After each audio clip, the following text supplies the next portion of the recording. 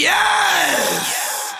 Before we get into things, I want to apologize for my absence from YouTube. Lately, I've been super burnt out from content creation and Destiny 2 because I haven't really had any great video ideas, and it's been a long time since I've actually enjoyed playing D2. There's a lot I want to say in this video and a lot that I probably never spoke about publicly. And I want to talk about my future plans for the channel as well as got me into content creation in the first place.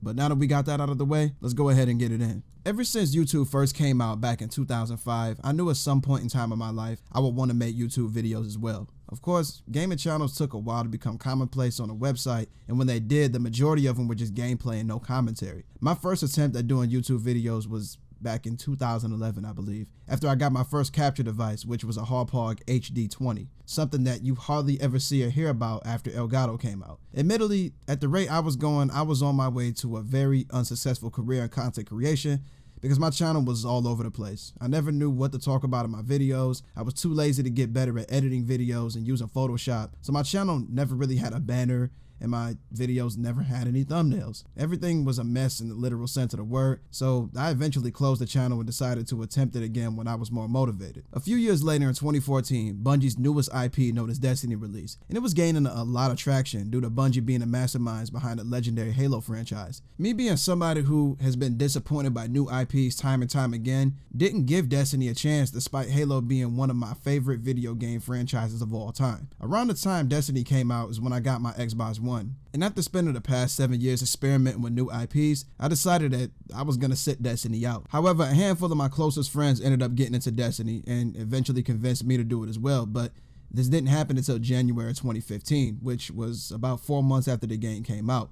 Of course, before I was ultimately convinced to get the game, I did tons of research and decided who my favorite character was going to be, and I even read up on some of the lore, so at that point in time I was sold. At the time I worked at Best Buy, which is how I found out that the game was on sale at the time, so I was able to get a brand new copy of D1 for about 30 bucks. This is a huge come up, and words couldn't have explained how excited I was. Now when I first played Destiny, I was completely blown away. Yeah, the game had a ton of shortcomings, but I was able to look past them because a lot of the screw-ups Bungie made in the earliest days of D1 were rookie mistakes, and it was evident that they were learning as they went. Now I try not to use Halo as a reference point because despite the fact that Halo and Destiny are both first-person sci-fi shooters, they have countless differences. The main one being the fact that Destiny is a shared world MMO-esque live service game. Halo was an arena-style shooter whose main selling point was its highly competitive multiplayer. So yeah, these two franchises are not identical at all. But yeah, despite the obvious flaws of the game, I was in the most literal sense addicted to Destiny. This is the first time in years I was able to play a game for 12 plus hours and barely get any sleep before I had to wake up for work the next morning, only to turn around and do the same thing the next day. I was so heavily immersed into Destiny that it was literally the only game I played from January of 2015 to June of the same year, and I didn't regret a single moment of it until I realized how stale the game was beginning to feel around that time. I mean, it makes sense because there's undoubtedly going to be some sense of burnout after playing one game for almost a half a year. So a little after the House of Wolves DLC release, I took a break from D1 all the way up until late November, early December, which is when I caught the Taken King expansion on a Black Friday sale. At that point in time, grind mode was reactivated because with all of the new content, I can enjoy the game again. But unfortunately, I will find myself playing the game on and off because the content releases were so far apart from one another. I joined D1 in January 2015, so the first DLC,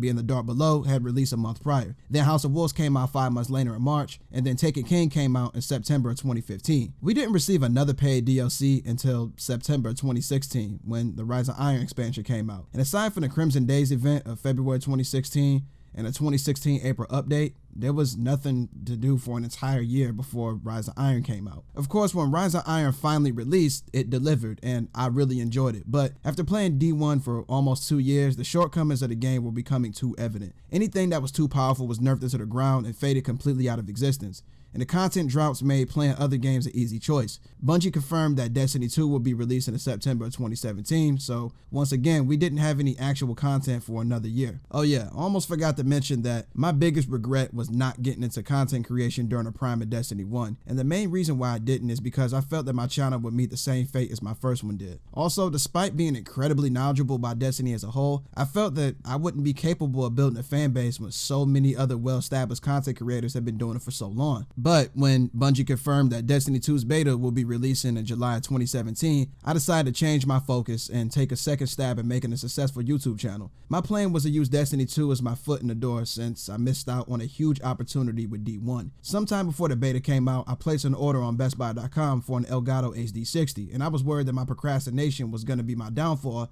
because I wanted to record my first time playing the beta day one. But luckily, the Elgato that I ordered made it to my doorstep the same day that the beta launched, so I was luckily able to get everything set up and ready for recording before the beta went live. I wanted to make it evident that I had relatively low standards for Destiny 2, so my hopes weren't that high when it came to the beta. And when I was finally able to play it, I realized that this was definitely not the same Destiny I fell in love with, so I was incredibly unimpressed with the beta. I retained this point of view of the game when the game actually released 2 months later because the first year of D2 was just terrible. The PvP kill times were slow, I hated the double primary weapon restriction, and the fact that all PvP game modes were 4v4 was just a terrible idea as a whole.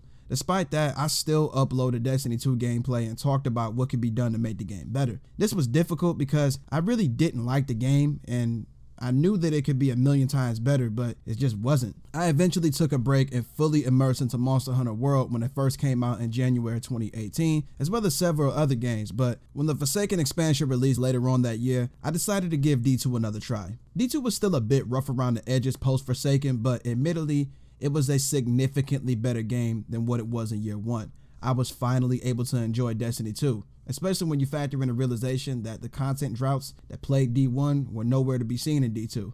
After Forsaken release, a new mini DLC was releasing every 3 months for the entirety of year 2. Year 3 was decent, but sometime during this era, Bungie implemented a seasonal model into the game, and from that point on, I knew that this was going to be something I wouldn't agree with. At this point in time, D2 went into autopilot mode. We were no longer getting meaningful, comprehensive content releases anymore. The seasonal content releasing every 3 months was evident that we will only be given, air quotes, something to do, and that's about it. The seasonal content releases of year 3 never felt all that entertaining and weren't exploding with content, and it made sense because if each season is always around 3 months long, that equates to incredibly short development cycles. So in short, Bungie may have defeated the content droughts, but is it really safe to say this when each season offers nothing aside from an activity that it revolves around and a few exotic weapons and armor? I'll be honest, the last time that I went on the fully fledged Destiny grind was season 10, which is when I completed 6 Triumph Seals.